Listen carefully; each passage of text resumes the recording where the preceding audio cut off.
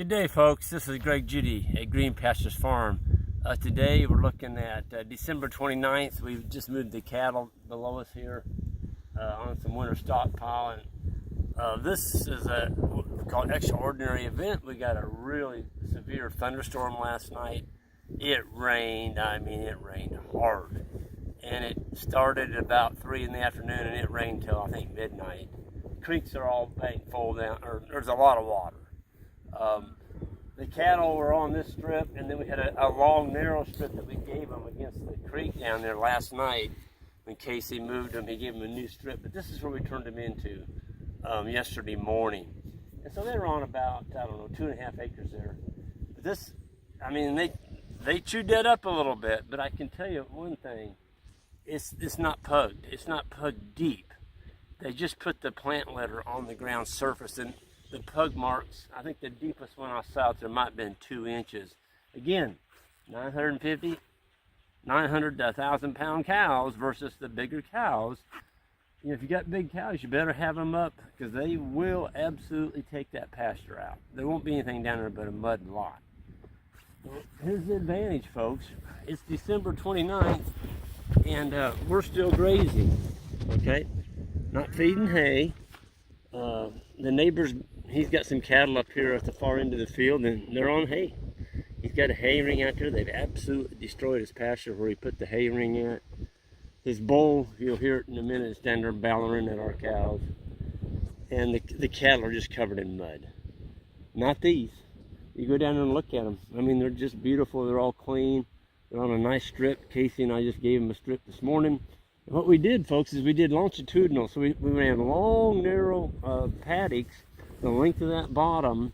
So we've got we had 5 paddocks, 1 on this end, and then 5 going lengthways. And there's about 20 acres down there. And so the cows are getting one of those paddocks each morning and night. And it's going to be unbelievable what that's going to look like this spring when you come back down there. They've put all the plant litter on the ground. Okay, the manure and the urines all went into the soil. And today it's probably 50 degrees out here. And so it's soaking in. It's soaking in. All the nutrients are soaking in that ground out there. And this does have a 60-day rest period on it. It is Kentucky 31 and a little bit of clover in there. We had a guy here yesterday from Arkansas, and he was just flabbergasted that we were still grazing green clover. Here we are almost into January. He drove up here to get a baling roller. I took him with us to move the cows, and he's like, oh my God. And you know, he just couldn't believe that cows can graze this good of forage just late in the year. And you know, it's getting better. The fescue gets better as the winter progresses, and that's because the endophyte level goes down in it. And so, you know, if we had to feed hay this morning, 6 bales to almost 300 head out there, you know, you're looking at, let's say, $40 a bale. That's $240 that I kept in my pocket today. And you do that every day for a month, you're talking real money.